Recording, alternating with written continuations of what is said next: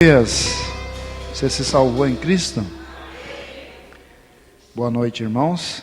Que Deus continue abençoando a cada um nessa noite. Não há maneira de a pessoa se salvar se não for em Cristo. O único lugar em que encontramos salvação é na pessoa do Senhor Jesus Cristo. Não é numa igreja, uma denominação, um clero. É em Cristo Jesus. Paulo chegou a dizer que Ele é o autor e consumador da nossa fé. Ele é o nosso Salvador. Amém? Que Deus continue abençoando a cada um nessa noite. Creio que já somos mais do que abençoados, né? Em estar aqui, assentado em lugares celestiais em Cristo Jesus. Vamos ler a Bíblia Sagrada nessa noite, no livro de 2 Coríntios, capítulo 11, no seu primeiro versículo. Gostaríamos de lembrar que todas as quarta-feiras nós temos oração na igreja. E você vem orar. Essa semana aí os músicos, né? Havia ali os irmãos, tomaram a iniciativa de todos os cultos nas quarta-feiras vai ter os músicos aqui. Vai ser cantado uns hinos, lido a palavra e depois vamos ter um período de oração. Mas o importante é que você viesse na igreja orar, porque às vezes dá uma ideia que o culto de oração não é tão importante. A gente vê pela quantidade de pessoas que vêm, sendo que ele é um dos cultos mais importantes. Porque a oração, o profeta diz que é poder. Quanto mais oração, mais poder você recebe. E é o seguinte, a oração, às vezes você não é questão só de pedir. Eu não tenho nada para me pedir. A oração é falar com Deus, ter um momento de diálogo, de intimidade com Deus. E esse lugar é um lugar chamado casa de oração. Então, quando você vem aqui, você se dedica na oração, isso aí obtém resultados muito bons na vida do cristão, né? Vamos então aqui ler capítulo 11 do 2 Coríntios. Tomara que me suportasseis um pouco na minha loucura. Suportai-me, porém ainda. Porque eu estou zeloso de vós com o zelo de Deus, porque vos tenho preparado para vos apresentar como uma virgem pura a um marido, isto a saber, a Cristo. Mas temo que assim como a serpente enganou a Eva com a sua astúcia, assim também sejam de alguma sorte corrompidos vossos sentidos e se apartem da simplicidade que há em Cristo. Portanto, se alguém for pregar outro Jesus que nós não temos pregado, ou se recebeis outro Espírito que não recebeste, ou outro Evangelho que não abraçaste, com razão o sofrereis. Que advertência, né? Vamos fazer uma oração? Querido Deus, nosso Pai, nosso Senhor Jesus Cristo, aqui estamos nessa noite inteiramente agradecido pelo dom da vida que o Senhor tem alcançado a cada um de nós. Nós não seria ou não somos nada sem o Senhor em nossas vidas, porque tudo que temos é o Senhor que nos deu. Por isso o seu apóstolo diz que tudo que foi feito, tudo que foi feito para o Senhor e é do Senhor. Portanto, Pai, os nossos próprios corpos, nossas almas, elas são do Senhor. Por isso, nessa noite, nós viemos pedir, meu Deus, que o teu grande Espírito Santo, que é o instrutor, é o tutor, é aquele que faz tudo por nós nessa noite, tenha a liberdade, Pai, de falar conosco através da sua palavra. Por isso nos ajude, Pai. Toma os nossos sentidos, faça com que nós se concentramos em Ti, meu Deus, e esquecemos todas as coisas que estão ali fora, e possamos ter um bom momento na sua presença, que é o melhor lugar em que um ser humano pode se encontrar, é na presença do Senhor. Em nome de Jesus nós pedimos e agradecemos. Amém. Pode se assentar, irmãos?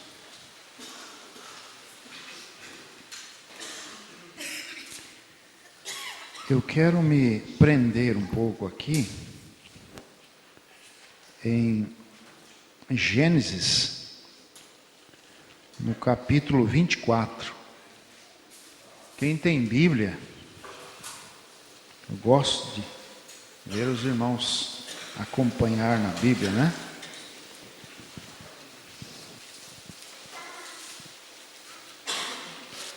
Gênesis 24, nós vamos lendo aqui, vamos meditando, baseando naquilo que nós temos aprendido do nosso Eliezer. Vocês sabem quem que é o nosso Eliezer? Alguém poderia me dizer quem que é o nosso Eliezer do dia aí? Não sabe, igreja, quem que é o nosso Eliezer? É o profeta dessa era. É o mensageiro dessa era. Quero botar um título aqui, baseado, Isaac e Rebeca, o tipo perfeito de Cristo e a noiva. Isaac e Rebeca, um tipo perfeito de Cristo e a noiva. Se nós observarmos todos aqueles acontecimentos que aconteciam lá no Velho Testamento, eles eram tipos naturais, no qual com o tempo ia ser traduzido no sentido espiritual, que é o tempo em que nós estamos vivendo agora. Você observa que todos aqueles acontecimentos que acontecia lá, cada vírgula, cada movimento daquilo representava, né? Porque o Nombrana diz que pela sombra você já tem uma ideia do que é, né? Por exemplo, você vê a sombra, você não vê um cavalo, né? Mas você vê a sombra de um cavalo. Você não vai dizer que é uma árvore, não vai dizer que é uma galinha, né? Você vai dizer, ó, ali pela sombra é um cavalo, né? E assim sucessivamente, cada coisa ela produz a sua sombra. E todos aqueles acontecimentos ali no Velho Testamento, eles eram sombra do real que vinha. Você entende? Porque você pode observar que sempre o real ele projeta a sombra. Não é verdade? Chega primeiro é a sombra, né? E o real vem atrás. Então, observe José do Egito. O profeta diz que ele era um tipo de Cristo. Você pegar cada movimento de José e depois você compara com a vida de Cristo naquele período que ele viveu aqui na terra, você vai ver que é o tipo exato, não há diferencial nenhum. E assim também nós observamos aqui, em Gênesis 24, um tipo de casamento que aconteceu entre Isaac e Rebeca. E o profeta diz que isso aqui é um tipo da noiva e Cristo. Vamos ler então aqui? E era Abraão já velho e adiantado em idade, e o Senhor havia abençoado Abraão em tudo. E disse Abraão ao seu servo, o mais velho da casa, que tinha o governo sobre tudo, e que possuía. Põe agora a tua mão debaixo da minha coxa. Então veja quem que era esse servo. Ele era o mordomo, ele era o chefe, seu servo com maior autoridade dentro daquela casa.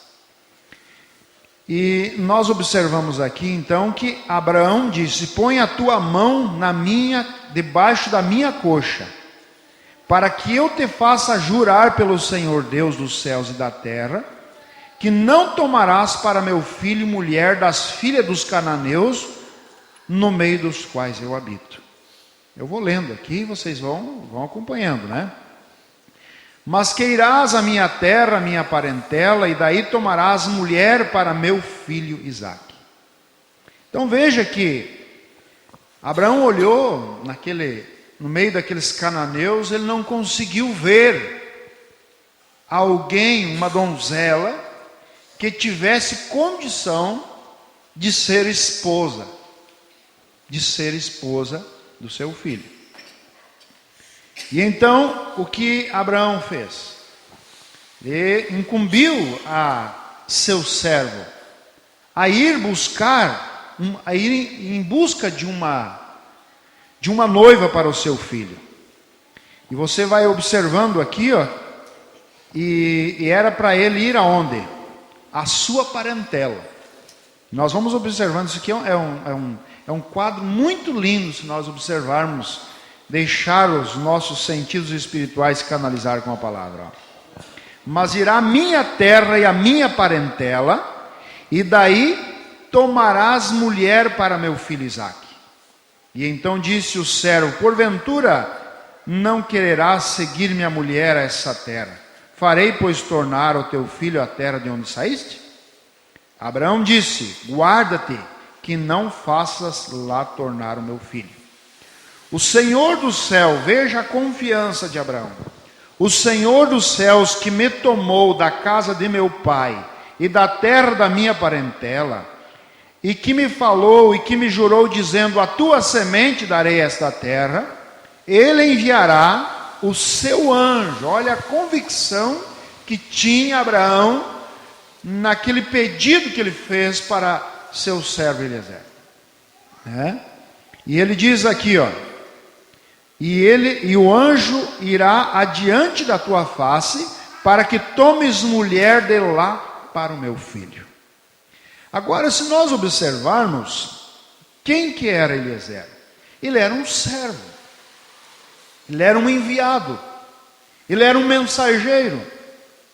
Isso tipificando, na última era da igreja a qual nós estamos vivendo, Deus também tem um mensageiro. Deus tem o seu servo. E você observa que o irmão Brana, nas suas campanhas, a quais eles faziam, onde se ajuntava multidões ali, a primeira coisa que ele fazia era chamar a atenção do povo.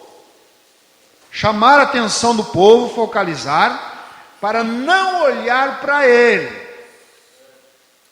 Não é isso? Ele chegava a dizer assim: não olhe para o baixinho e o careca. Mas ele dizia: olhe para ele está aqui. O anjo do Senhor está aqui. Não é isso? Que o anjo do Senhor irá à frente do meu servo. É ele que é o responsável. É ele que vai guiar. E você pode observar que o irmão Brana, diante daquelas situações, ele nunca fazia nada. Ele não tinha um discernimento, ele não revelava nada, ele não fazia nada sem que primeiro ele recebesse a mensagem do anjo. Quando ele dizia: vocês não vê, porque nós observamos que um profeta, ele tem o seu subconsciente e o seu consciente ligados um ao outro. Então ele conseguia ver com os olhos naturais nitidamente o anjo do Senhor ali. E quando vocês olham naquela foto, que tem aquela coluna de fogo, ali aquela demonstração da coluna de fogo e outras aparições que o anjo do Senhor a coluna apareceu ali, não era uma demonstração para o irmão Brana. Aquilo ali foi demonstrado como um sinal para nós, para crer. Quem estava acompanhando o irmão Brana? Vocês conhecem, sabem bem nesses parâmetros da mensagem, não é verdade? Porque ele conhecia.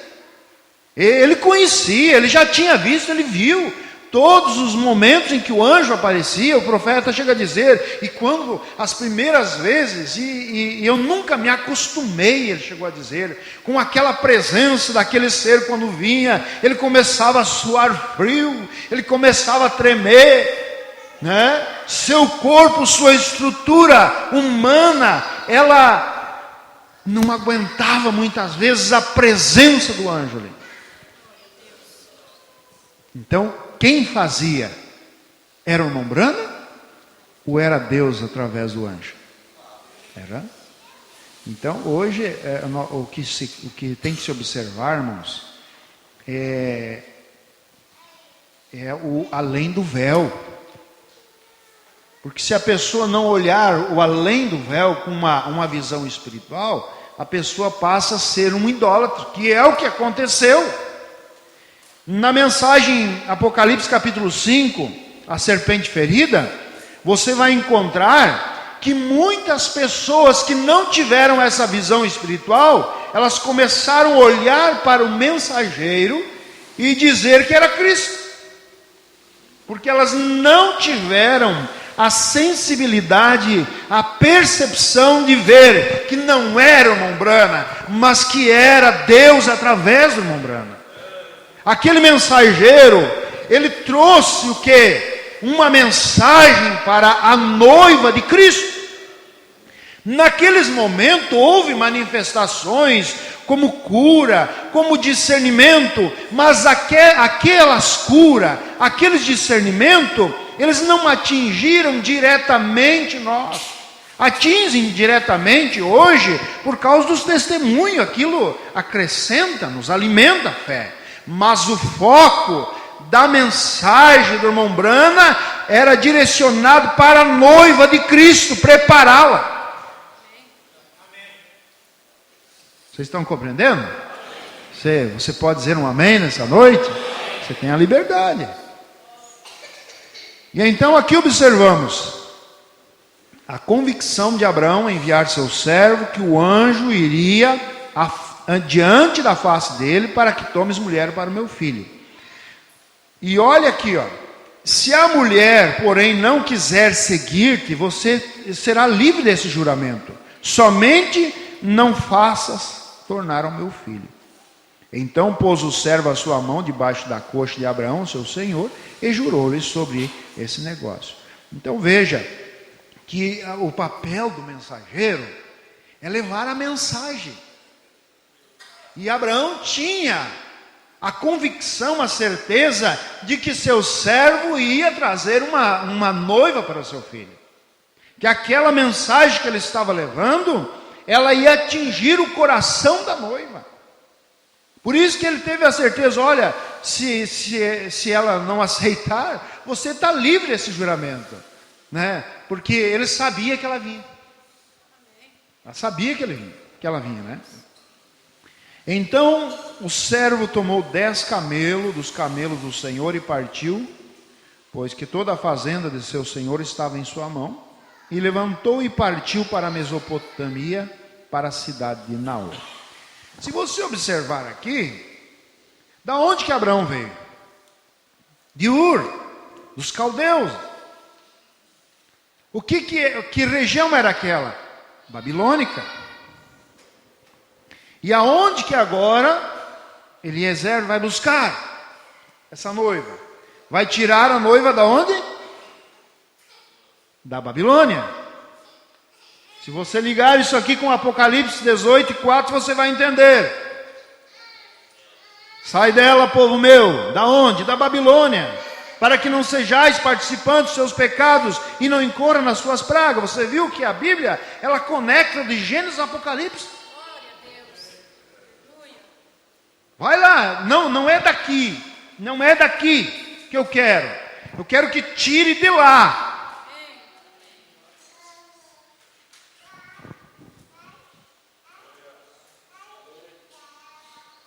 profeta chega a dizer: nós fomos tirados da Babilônia, da confusão religiosa, e independentemente se nós queira ou não queira, eles têm um grau parentesco com nós ainda. Irmão Brana tipifica naquelas primas, lembra da prima órfã? Elas eram moças ou não eram moças? E o que aquele rapaz propostou àquela prima órfã? Tirou do meio de outras. E nós fomos tirados da Babilônia, do meio da confusão, tirados do meio das primas, pelo quê? Pela voz do sétimo anjo de Apocalipse 10:7. Quando essa trombeta do Evangelho ela soou, isso despertou em nós, porque o eleito, irmão, você pode observar assim, eu digo para vocês, que isso, nós temos que ter essa revelação. O eleito, ele não se contamina, a sua alma. Ele pode contaminar o seu corpo, mas a sua alma ele não contamina. Você quer um exemplo disso? Você pode pegar uma ovelha, ela não é do barro, ela não é da sujeira. Você pode afundar ela lá no barro, na sujeira. Mas ela, sempre o desejo de sair da lama vai estar nele. No momento que ele puder, ele vai sair de lá e vai se limpar. Porque é uma questão de natureza. É uma questão de semente eleita em você. Agora o porco não adianta. Você pode tirar ele do barro. Você pode lavar ele, vestir ele. Você pode perfumar ele. Mas no momento em que você der a primeira oportunidade, ele vai voltar para a sujeira de novo. Vocês compreendem? Amém? Então observamos aqui. Isso aqui é um quadro muito bonito. Vamos pular alguns versículos aqui, porque o texto é grande, não sei se dá tempo aí, né? Então, ele tomou os camelos e partiu para a Mesopotâmia. E fez ajoelhar os camelos fora da cidade, junto a um poço de água, pela tarde, ao tempo em que as moças saíam a tirar água. E disse: ó Senhor Deus, de meu senhor Abraão, dá-me hoje um bom encontro.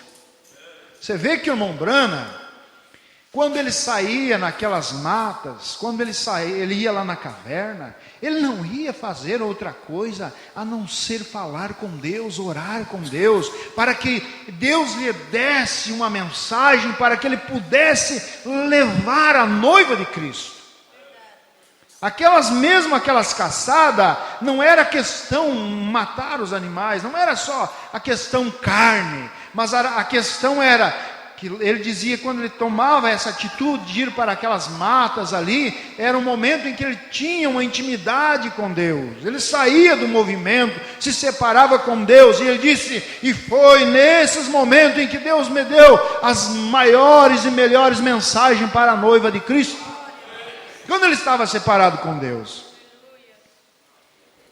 E disse o Senhor, ó Senhor Deus meu Senhor Abraão, do meu Senhor Abraão, dá-me hoje um bom encontro, e faze-me beneficência ao meu Senhor Abraão.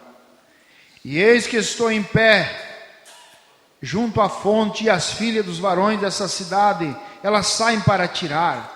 Seja, pois, que a donzela a quem eu disser, abaixa agora o teu cântaro, para que eu beba, e ela disser, bebe, e também darei de beber os teus camelos, esta seja, isso era o sinal que ele estava pedindo para Deus, né? Que esta seja quem designaste ao teu servo Isaque, e que eu conheça nisso que fizeste beneficente ao Senhor. Ele orou e pediu para Deus lhe dar um sinal. É o seguinte, Senhor, a moça que sair ali, que no momento de tirar água no poço, todas as donzelas, as moças vão ali, mas aquela que eu pedir água, e ela me der água de beber, mas não só a mim, mas aos meus camelos também, que essa seja o sinal que ela será a futura esposa. E ele fez essa oração. E no versículo 15, então, sucede. Sucedeu que antes que ele acabasse de falar, eis que Rebeca, que havia nascido a Betuel, filho de Milca, mulher de Naor, irmão de Abraão, saía com seu cântaro sobre o seu ombro. E a donzela era muito formosa. A noiva é bonita mesmo. A noiva, ela é bonita em todos os aspectos.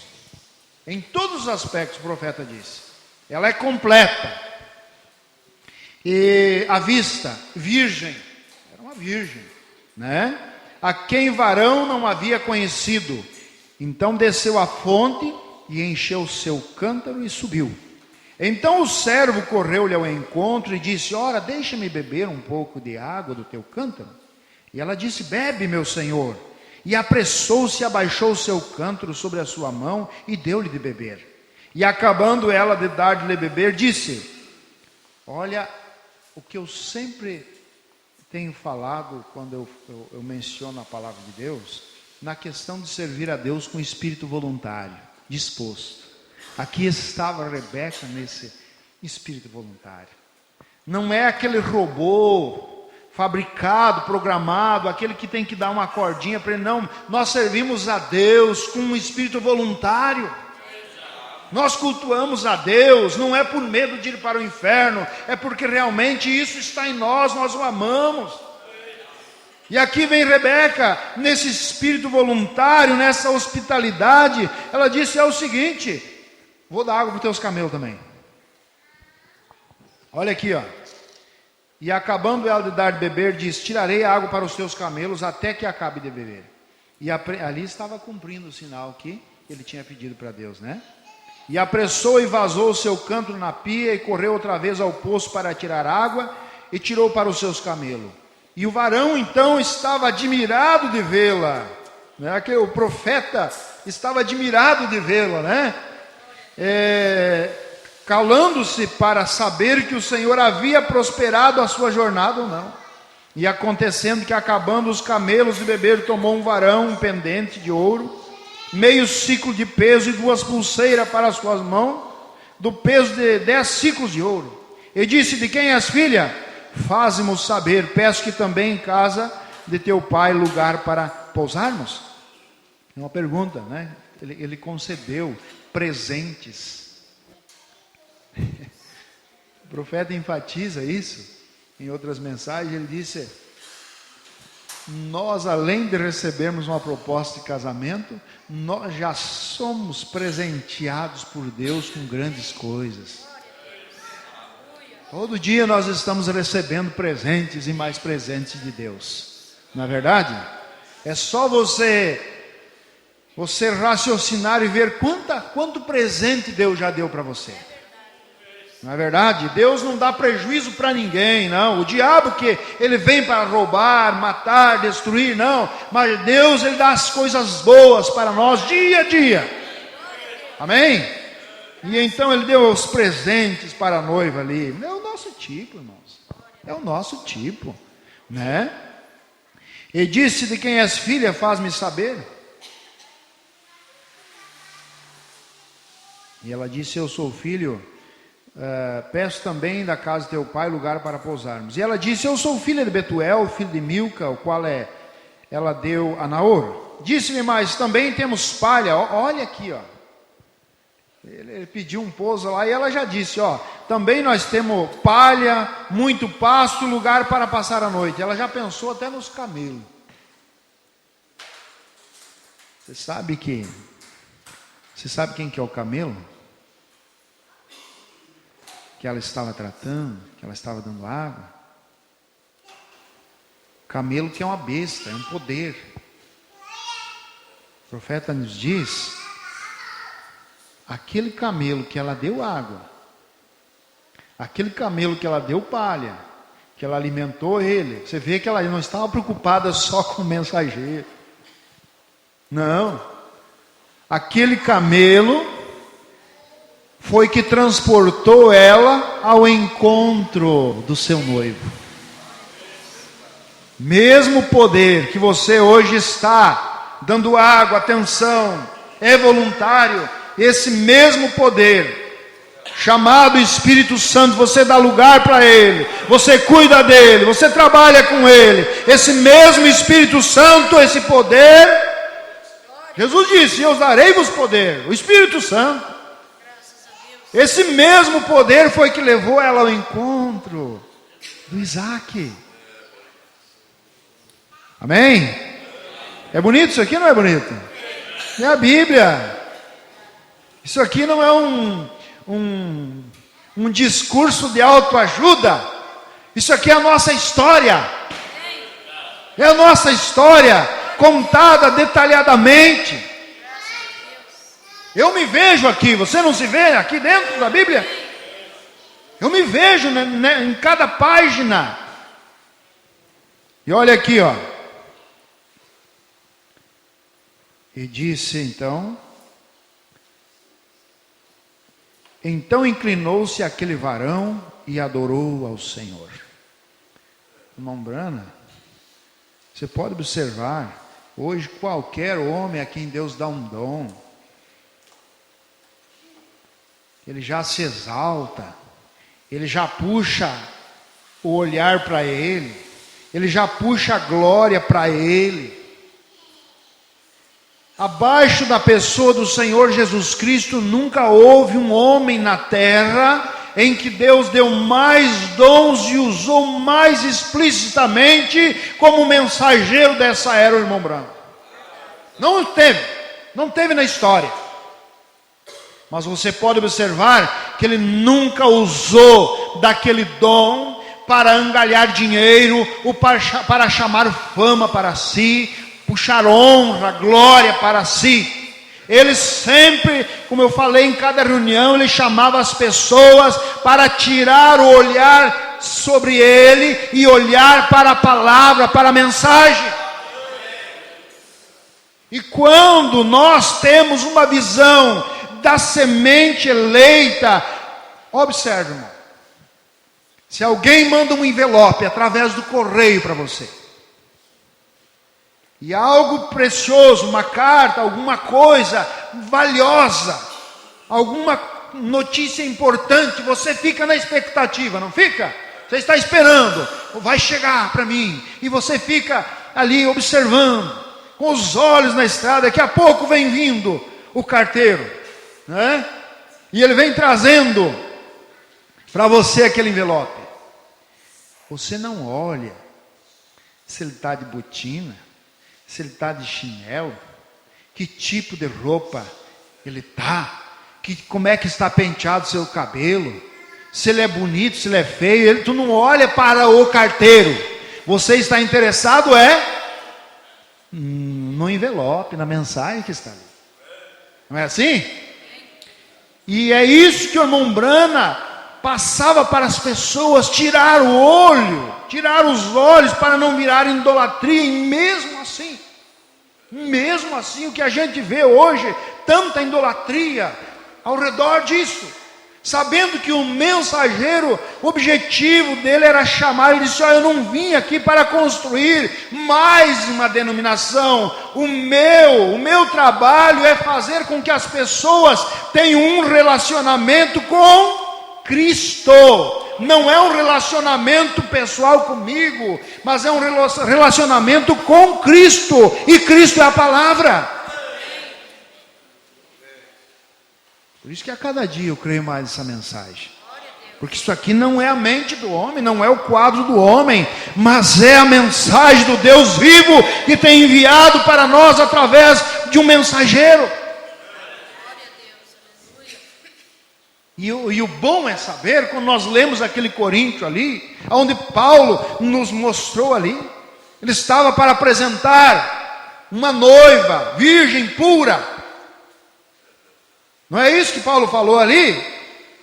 E você pode notar que o referencial da mensagem do mensageiro da última era, ela está em conectividade com a mensagem de Paulo, porque Paulo já falou ali: se tiver alguém pregando um outro Jesus, ou se vier alguém pregando um outro evangelho, ou se vier alguém com outra doutrina, não era para nós aceitarmos isso. Então, o mensageiro dessa era, ele teve cuidado que a sua mensagem, ela tivesse conectada em todos os parâmetros com a mensagem primitiva, a primeira que saiu. Porque essa mensagem que saiu, ela não foi mudando na estrada. Passou da mão de um, porque quando às vezes vem uma postagem lá dos Estados Unidos, ela vem por várias mãos. Vem às vezes através de um avião, para no aeroporto, de lá um caminhão vai para outro depósito e lá passa pela mão de outro, mas ela não é que na estrada um vai mudando. Você está observando isso? Ninguém pode mudar, ninguém pode mexer naquele pacote que está ali. Aquilo seria um crime, alguém violar aquele pacote ali, né? E o que aconteceu? A mensagem saiu, a mensagem de Deus, aquela que prepara a noiva, e passou por vários homens, vários mensageiros, e ela teve que chegar nas mãos do último mensageiro, na forma original que saiu de lá. O sistema, lembra que nós falamos esses dias aqui? O sistema sim, o sistema viola. O sistema viola. Ele interpreta mal, ele aplica mal, ele julga mal, mas a mensagem que prepara a noiva de Cristo é original. Por isso que ela tem os princípios da palavra. Amém?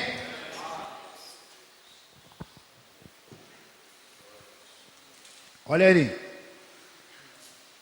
Agora eu quero que você observe, é muito importante nós olhar isso aqui. E disse então: bendito o Senhor Deus, meu Senhor Abraão, que não retirou a sua beneficência e a sua verdade de meu Senhor quanto a mim. O Senhor me guiou no caminho à casa dos irmãos de meu Senhor. E a donzela correu, veja, olha, a noiva ela é evangelista mesmo, é um espírito nela, de anunciadora, né? E a donzela correu e fez saber essas coisas na casa de sua mãe, né? Mas observe aqui, ó, a Bíblia ela é tão completa, que ela tinha um irmão cujo nome era Labão. E Labão correu ao encontro daquele varão, daquela fonte. Daquele varão, a fonte. E aconteceu que quando ele, observe isso aqui, ó. E aconteceu que quando ele viu o pendente, as pulseiras sobre as mãos de sua irmã, e quando ouviu as palavras de sua irmã Rebeca, que dizia: assim me falou o varão, veio ao varão, e eis que estava em pé, junto aos camelos, junto à fonte. Então observe que o olhar de Labão não era na mensagem. Ele não estava interessado no mensageiro, mas seu olhar estava onde? Nas pulseiras de ouro, nos pendentes de ouro. O profeta disse: isso é o tipo denominacional, um espírito interesseiro, que ele não está olhando para a mensagem percursora, a mensagem que salva, mas ele está olhando para as coisas naturais, campanhas de prosperidade, coisas perecíveis, como diz a palavra. E Labão era o tipo da visão denominacional. Olha aqui, ó. E assim veio, ó. Aconteceu quando ele viu os pendentes, as pulseiras sobre as mãos de sua irmã. E olha aqui, como ele ficou bem hospitaleiro, quando ele viu essas coisas. Olha aqui, ó. E disse: entra, bendito do Senhor, porque estarás fora. Por que você está fora? Em outras palavras, você tem ouro. Não é o tipo nacional, é tratar bem aqueles que têm mais dinheiro, aqueles que têm mais posição social ali na sociedade. Não é isso? É bajular aqueles que têm um poder, um pouco mais de poder aquisitivo. Não é? Entra, por que você está aí fora? Vem aqui, você é dos nossos. Não é assim? Mas aquele pobre irmãozinho, às vezes, que tem um chinelo furado, não ganha muita atenção. É por isso que existem as chamadas classes sociais dentro do sistema denominacional. E quando a mensagem veio, irmãos, ela vem para quebrar todas essas classes sociais, porque nós somos um corpo, é uma noiva, não é várias noivas, é uma noiva. E nós somos membros do corpo dessa noiva. Por isso que aquele sentido do lava-pé ali é justamente para isso que Jesus fez. Para quebrar todas as classes sociais dentro da igreja. Aqui não tem um maior, não tem um menor, todos nós somos parte do corpo. Amém? Agora dentro do sistema não. Esse é o espírito de Labão. Veja. Onde que nós estávamos aí? Me ajude.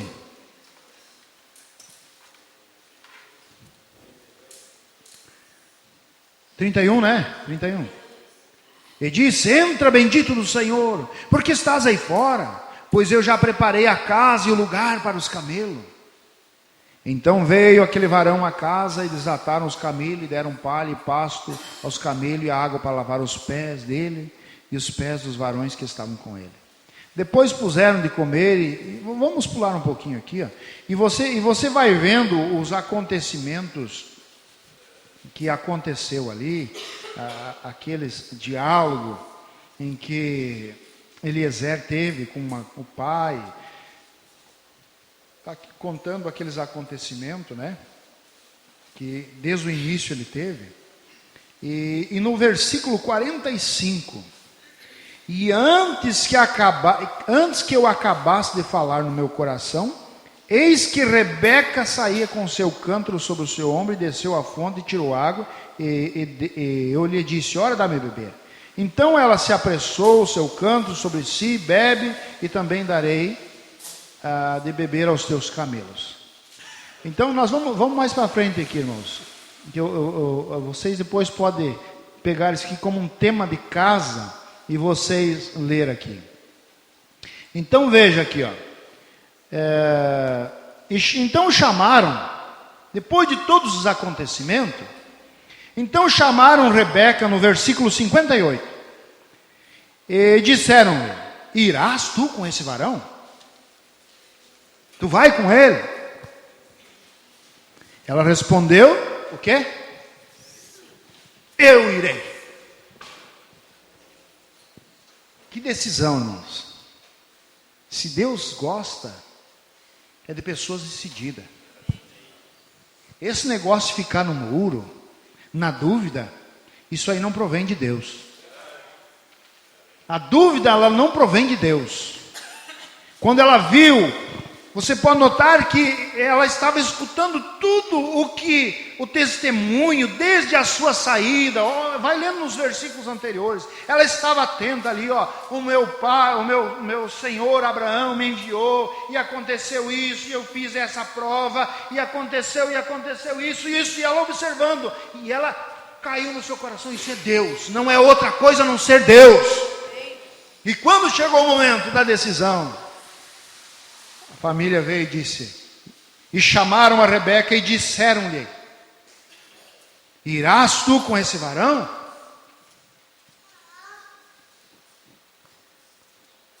Ela não ficou questionando, gente. O crente eleito, você pode ver que aquele que não é eleito, ele questiona tudo. Batismo em nome de Jesus Cristo. Ceia com lava-pé. E ela, tudo para ela é questionamento, é pergunta. E a pessoa, pergunta, é sinal que não crê em nada. Mas a noiva não, basta uma palavra que ela vê o sinal de Deus, aquilo arde em seu coração e ela toma a decisão. Você pode observar o retrato disso no livro de Atos, capítulo 2, versículo 37. Simplesmente o profeta diz, foi um discurso, uma palavra de 15 minutos que Pedro trouxe ali, foi o suficiente para aqueles homens e mulheres que tinham a semente neles se manifestar. E eles mesmo tomaram a iniciativa. O que faremos, varões e irmãos? Não precisava lá ficar 2 anos, 3 anos, e no muro, e decide, e não decide. O profeta fala que a denominação é um tipo. Elas querem namorar com Cristo. Sabe por quê? Porque Cristo ele tem muita coisa boa. E elas estão interessadas no que Cristo tem, mas não interessadas em Cristo. E chega na hora da decisão, que a coisa aperta, e aí? Tu vai casar comigo mesmo? Em outras palavras, vamos assinar aqui, pegar o meu nome, porque para receber o nome do noivo é receber o nome de Jesus Cristo. Então, pois é, eu estava pensando bem, eu acho que vamos adiar, e vai protelando, e ela não quer casar. Ela quer os presentes. Ela está interessada nos presentes do noivo. Mas você veja que Rebeca, que é o tipo da noiva aqui, ela não ficou questionando quando eles disseram assim, ó, e aí, tu irás com esse varão? Ela disse, eu irei. Então despediram Rebeca, sua irmã, e a sua ama, e o seu servo de Abraão, e os seus varões, e abençoaram Rebeca e disseram-lhe, nossa irmã, seja... Mas anterior, eu quero me prender um pouquinho mais, anterior a esses versículos, numa outra conversa que eles tiveram aqui, no versículo 53, versículo 52, e aconteceu que o servo de Abraão, ouvindo as suas palavras, inclinou-se diante do Senhor, e tirou o servo vasos de prata, vasos de ouro, e vestes, e deu a Rebeca, também deu coisas preciosas ao seu irmão e à sua mãe. Mas não é a questionamento que muitas vezes nós que conhecemos a mensagem, nós se perguntamos, mas como é que acontece cura lá? Como é que acontece milagre lá? Como é que acontece tantas coisas lá? Mas será que Deus não está lá? Não, isso aqui é o retrato. Quando ele deu o presente, ele deu para a noiva, observe aqui, ó. E tirou o servo vaso de prata, vaso de ouro e vestes, e deu a Rebeca, e também deu coisas preciosas ao seu irmão e à sua mãe. Eles foram beneficiados com aquela visita do mensageiro. Eles foram beneficiados, mas o foco era a noiva.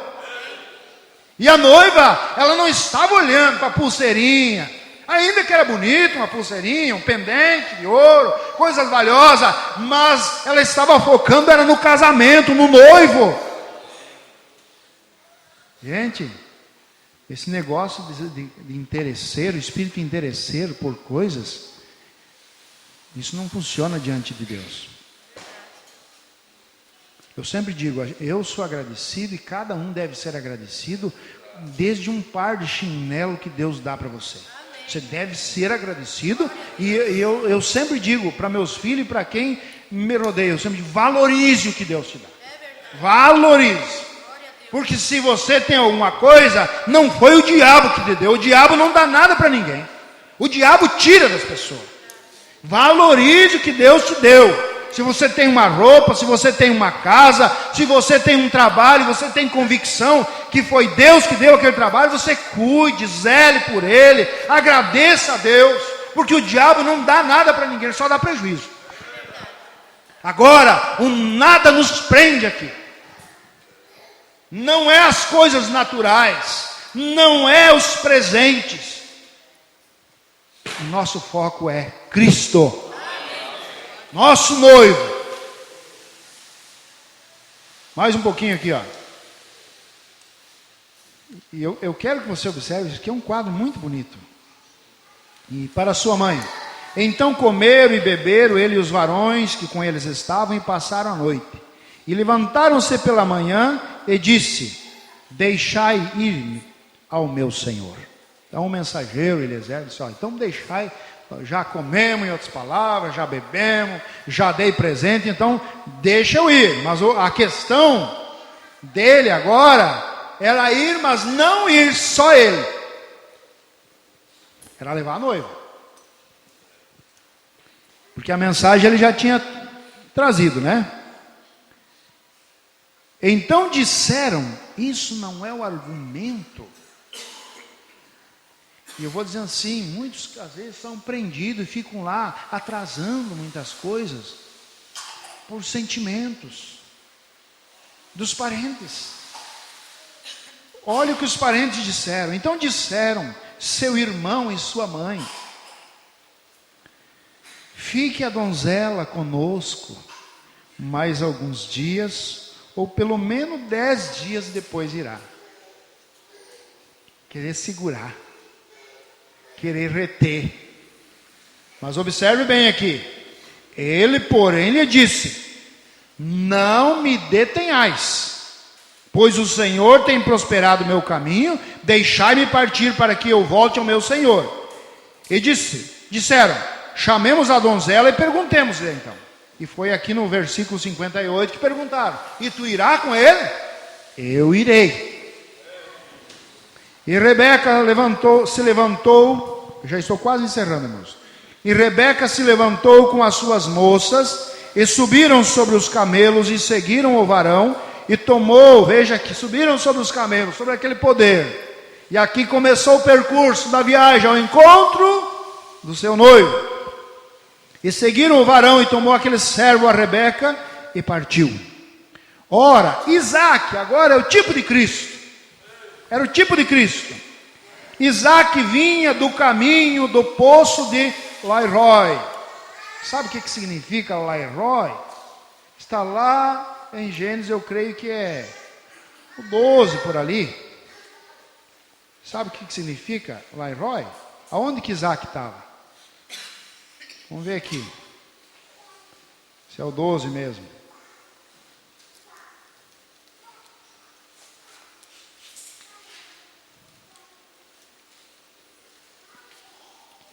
Aonde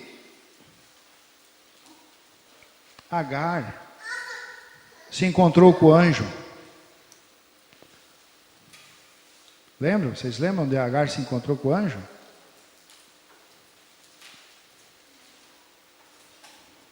Acho que é 21 por ali, mas você vai ver. O Deus significa o Deus que me viste. O Deus que me viste. Isaac estava onde? Justamente naquele poço Lairoi, porque habitava na terra do sul, significa o Deus que me viste. E observe aqui, ó. Isaac saíra a orar no campo sobre a tarde. Então o que ele estava fazendo? Ele estava brincando, gente. Ele estava orando. Ele era um jovem de oração.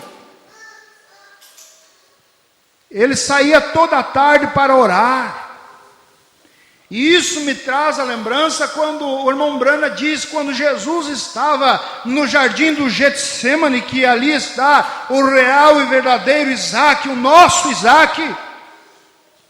Quando ele estava fazendo o quê? Ele estava orando naquela angústia, porque toda aquela cena da cruz ele estava enxergando. Ele sabia por aonde que ele tinha que passar. Todas as afrontas, despido em uma cruz, injuriado, cuspido, surrado. A morte ia chegar ali. A Bíblia diz que no jardim do Getsemane ele suou sangue, suor e sangue, de tanta agonia que ele estava. E chegou a um ponto que a natureza humana, ela estava a ponto de desistir. Aquela natureza humana que estava ali, ela chegou ao ponto de desistir. E ela chegou a dizer: Pai, se for possível, passa de mim esse cálice. E o profeta disse, sabe o que Deus fez naquele momento para animar? Para animar aquela natureza humana. Ele passou a cena de eu e você, a noiva. E quando ele olhou a noiva,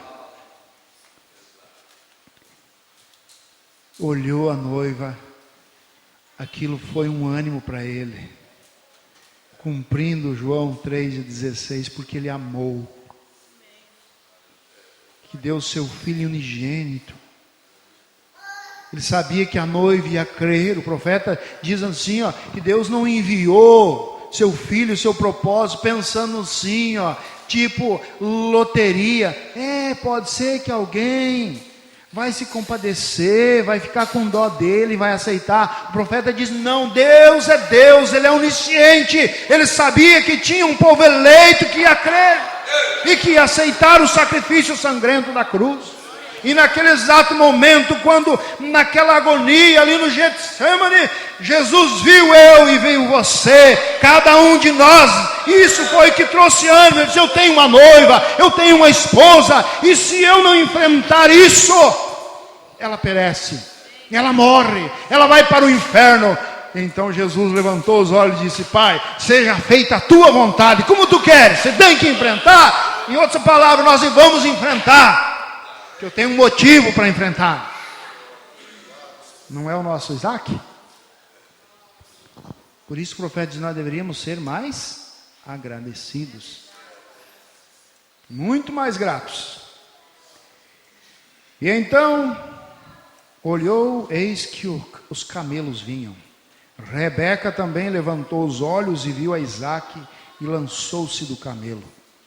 E disse ao seu servo: quem é aquele varão que vem pelo campo ao nosso encontro? E o servo disse: este é o meu senhor. Então tomou ela o véu e cobriu-se. Você sabe o que significa o véu? Significa santidade, significa pureza. E quando ela foi ao encontro do noivo do Isaac ali, ela não foi lá mascando chiclete de qualquer jeito, não. Se ela já estava bem vestida, se ela era uma virgem, se ela estava na expectativa de encontrar, e quando ela viu aquela cena, que viu o noivo ali, ela desceu, fez a pergunta a ele mesmo, então, aí que ela se cobriu com o véu da santidade, e foi ao que, e disse ao seu servo: quem é aquele varão que vem pelo campo ao nosso encontro? E o servo disse: esse é o meu senhor. Então tomou ela o véu e cobriu-se. E o servo contou a Isaque todas as coisas que fizera. E Isaque trouxe-a para a tenda de sua mãe Sara, e tomou a Rebeca e foi-lhe por mulher, e amou, e assim Isaque foi consolado depois da morte de sua mãe. Não é um quadro bonito, irmãos? Você quer aplaudir a Jesus Cristo?